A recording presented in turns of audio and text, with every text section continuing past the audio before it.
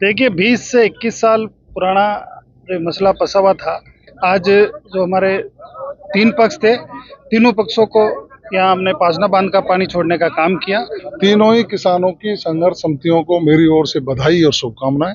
एक बहुत गंभीर समस्या राजस्थान में हो गई थी। कांग्रेस इसके पीछे, पर्दे के पीछे से राजनीति कर रही है। बैठक होगी, वो तय करेगी कब किसको कितने पानी की आवश्यकता है, क्योंकि इसमें जो डेड स्टोरेज है वो भी रखना पड़ता है। देखिए 20 से 21 साल पुराना जो मसला फंसा हुआ था, मैं राजस्थान प्रदेश के यशस्वी मुख्यमंत्री आदरणीय भजनलाल जी का हृदय से आभार प्रकट करता हूँ और पूरे राजस्थान प्रदेश की तरफ से उनको धन्यवाद भी देता हूँ कि इस समस्या का समाधान उनकी सूझबूझ और उनकी पहल से आज जो हमारे 3 पक्ष थे, तीनों पक्षों को यहाँ हमने पाजना बांध का पानी छोड़ने का काम किया और विशेष तौर से जो हमारा अपर स्ट्रीम के गांव थे, वहाँ पे लिफ्ट योजना बननी थी, वो किसी कारणवश देरी हुई।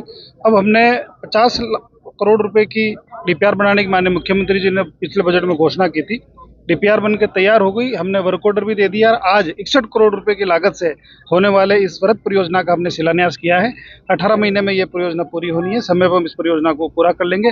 इसके अलावा जो कमांड क्षेत्र के लोग थे, जिनकी वर्षों पुरानी मांग थी, उनको भी आज पानी छोड़ा गया। इसके अलावा गंभीरी नदी के कैचमेंट में आने वाले लोग थे, उनकी भी मांग थी, उनको भी पानी छोड़ा गया। इस तरह से आप देखोगे कि हमारे जो तीनों पक्ष थे, माननीय मुख्यमंत्री जी ने सभी का ध्यान रखते हुए सभी को राहत पहुंचाने का उन्होंने काम किया। इनके लिए मैं धन्यवाद देता हूँ और विशेष तौर से इस जो वार्ता थी और जो हमारे संघर्ष समिति के सभी पदाधिकारियों को और आम जनता को मैं धन्यवाद देना चाहता हूँ कि सकारात्मक सोच के साथ सब लोगों ने एक दूसरे का सहयोग दिया, जिससे कि हमारा प्रदेश आगे बढ़ सके। सर, नहरों में पानी कब तक छोड़ा जाएगा?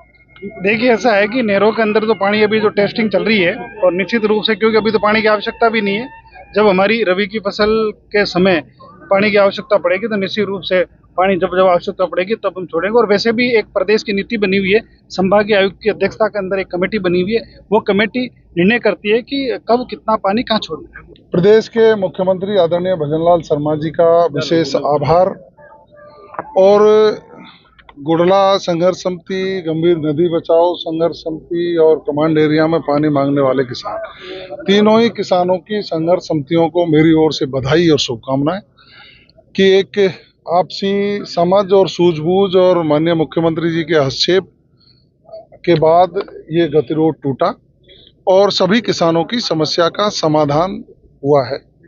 निश्चित रूप से हमारी सरकार माननीय मुख्यमंत्री जी के नेतृत्व में संवेदनशीलता से काम करते हुए सब लोगों को अपना परिवार मान करके उनकी समस्याओं का समाधान का संकल्प लेकर के काम कर रही है।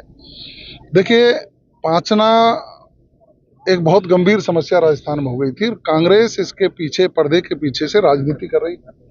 वो आपस में किसानों को लड़ाना चाहती थी, लेकिन किसानों की सूझबूझ और माननीय मुख्यमंत्री जी के संवेदनशीलता के बाद ये गतिरोध भी टूट गया, समाधान भी हो गया, आपसी भाईचारा भी बनेगा और सभी किसानों को नियमानुसार पानी मिले, इसकी व्यवस्था भी हो गई। सर, आगे उम्मीद करते हैं फिर से विवाद नहीं होगा? देखिए, अभी तो ये टेस्टिंग है, कहीं नहर टूटी हुई है, कहीं कोई है। पानी तो रबी की फसल में आवश्यकता पड़ती है। जब रबी की फसल में आवश्यकता पड़ेगी तो अभी 15 जुलाई को माननीय संभागीय आयुक्त के अध्यक्षता में एक बैठक होगी, वो तय करेगी कब किसको कितने पानी की आवश्यकता है, क्योंकि इसमें जो डेड स्टोरेज है वो भी रखना पड़ता है और उसके बाद पानी की उपलब्धता क्या है ये भी देखनी पड़ती है। फिर घना जो हमारा विश्व प्रसिद्ध पर्यटक स्थल है, वो उसके पानी की आवश्यकता पड़ती है, उसको भी पानी देना पड़ता है। और बाकी धार्मिक हमारे तीर्थ और इन स्थलों की परंपरा बनी हुई है, उनको भी पानी देना पड़ता है। सभी पक्षों को ध्यान में रखते हुए नियमानुसार पानी का वितरण हो, इसकी व्यवस्था सरकार करेगी। देश दुनिया की ताज़ा खबरें और वीडियोस के लिए अभी डाउनलोड करें पत्रिका ऐप।